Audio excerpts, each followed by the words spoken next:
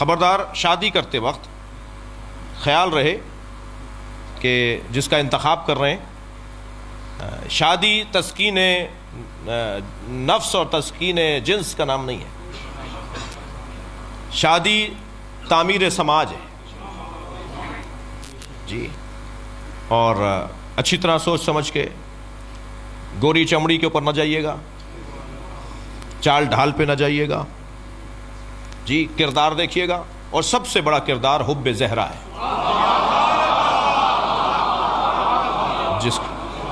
جس کے دل میں اہل بیت کی محبت پہلا معیار یہ ہونا چاہیے. اب اپنے آپ کو تسلی دے رہے تھے مولانا میں شیعہ کر لوں گا، کیا معلوم تمہیں سنی کر دے وہ. نہیں ہم کیسے سنی ہو جائیں گے؟ اچھا نہیں ہو گئے جی. کہ مولانا شیعہ سنی تو شیعہ ہوتے ہیں، شیعہ سنی نہیں ہوتے. میں نے تو بہت شیعہ دیکھے ہیں جو سنی ہوتے ہیں. وہ کہنے لگے جی کہاں دیکھ لیا آپ نے؟ میں نے کہا ہمارے 21ویں گریڈ کے افسران، یہ 19ویں گریڈ کے افسران، یہ ہمارے وزراء، یہ ہمارے پولیٹیشنز جب چاہتے ہیں ہاتھ باندھ لیتے ہیں.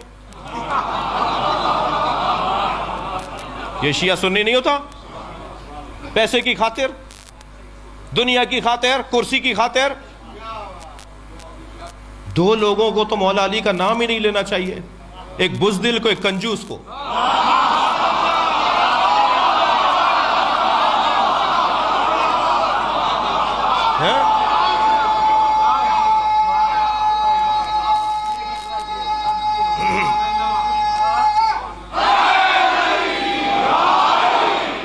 کیا بات ہوئی؟ یہ کیا بات ہوئی؟ پیسے کی خاطر ہاتھ باندھ لیے، کرسی کی خاطر ہاتھ باندھ لیے. مجھے وہ سنی بڑا اچھا لگتا ہے جو لاکھوں شیعوں میں کربلا میں ہاتھ باندھ کے نماز پڑھ رہا ہوتا ہے. واللہ مجھے وہ سنی بڑا پیارا لگتا ہے جو مشہد مقدس میں امام رضا کے حرم میں لاکھوں شیعوں میں ہاتھ باندھ کے نماز پڑھتا ہے.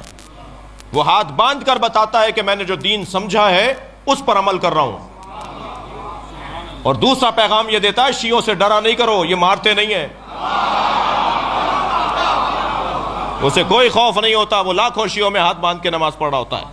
مجھے وہ سنی بہت اچھا لگتا ہے، مگر وہ شیعہ بہت برا لگتا ہے جو خاندانی شیعہ ہے مگر جی وہ کرسی بچانی ہے. تمہیں کیا پشیمانی ہے مولا علی کا نام لینے سے؟ تم علی الولیہ پڑھ کر پشیمان ہو، نادم ہو؟ دور بدل گیا. وہ دور بھی نہیں تھا، میں اس کا بھی قائل نہیں ہوں.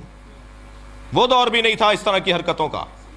اچھا جو زیادہ باتیں کرتے ہیں نا کہ تقیہ نہیں کرنا چاہیے، خود جب کسی ایسے منزل پر جاتے ہیں تو یا تو دائیں بائیں ہو جائیں گے یا ہاتھ باندھ لیں گے.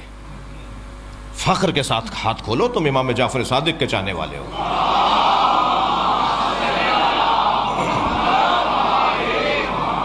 جی اگر ابھی تک بات سمجھ میں نہیں آئی ہے تو وہ علیحدہ بات ہے، سمجھ لینا چاہیے کسی کے پاس جا کر کہ بھئی ہاتھ کھولتے کیوں ہیں ہم.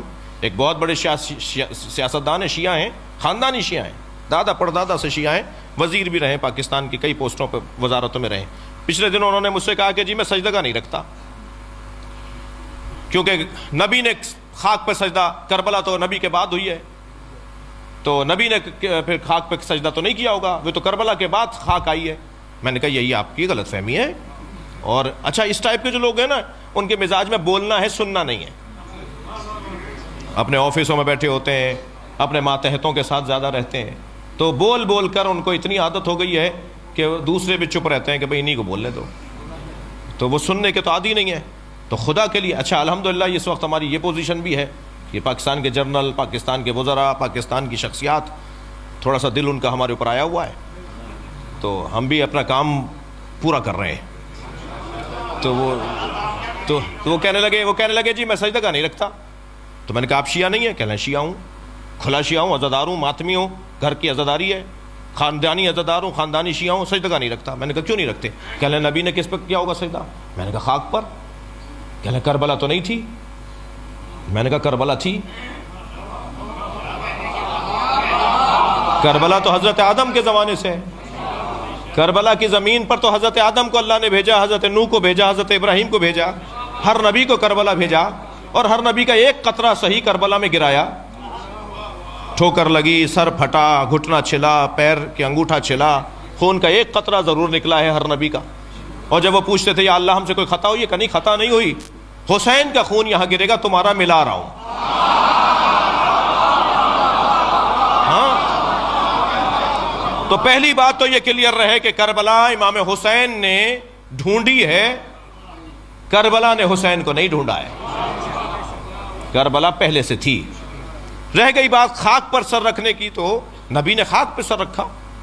صحیح بخاری کی روایت، صحیح مسلم کی روایت، وَجُعِلَتْ لِيَ الْأَرْضُ سُجَّدًا، اللہ نے میرے لیے خاک کو سجدگاہ بنایا ہے. یہ صحیح بخاری کی روایت، صحیح مسلم کی روایت. محدث دہلوی تو شرح صحیح بخاری کے اندر حاشیے میں لکھتے ہیں کہ جو شیعہ حضرات ٹکیا بنا کر اس پہ سر رکھتے ہیں نماز میں، سجدے میں، شیعہ حضرات جو مٹی کا ڈھیلا رکھتے ہیں، یہ نبی کی سنت پہ عمل کرتے ہیں. جی ہاں، صحیح بخاری کی شرح میں لکھا ہوا ہے کہ شیعہ نبی کی سنت پہ عمل کرتے ہیں. تو خاک پر سجدہ تو سرکار بھی کرتے تھے.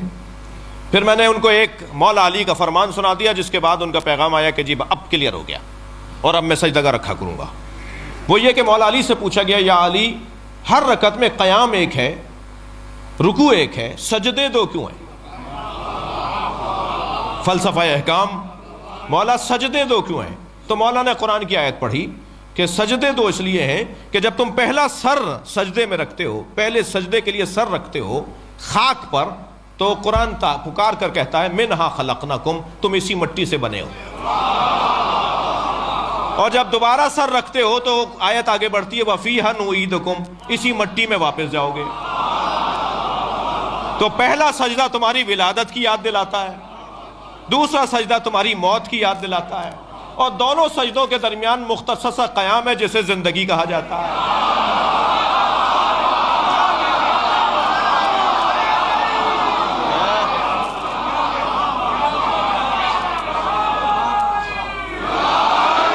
بہت عمدہ، بہت شکر گزار ہوں. بس ایک جملہ میرا بھی اس میں، مولا کا فرمان یہاں رک گیا. یہ جو دو سجدوں کے درمیان مختصر قیام ہے، اسے زندگی کہتے ہیں، جو استغفار پر مشتمل ہے.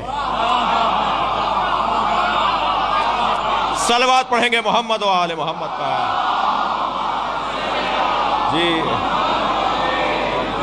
جی مولانا، پہلا سجدہ ولادت کی یاد، دوسرا سجدہ موت کی یاد. خاک پر سر رکھو گے تو یاد آئے گا مٹی سے بنے ہو.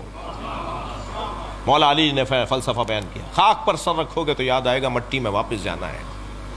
دقت فرمائی آپ نے. تو بچوں سے کہہ رہا تھا کہ انتخاب کرتے وقت ذرا کہیں ایسا نہ ہو کہ برعکس ہو جائے، تم نے اپنے آپ کو دھوکہ دیا کہ میں تو شیعہ کروں. اچھا کوئی ہے اتنا ہنرمند تو حرام نہیں ہے.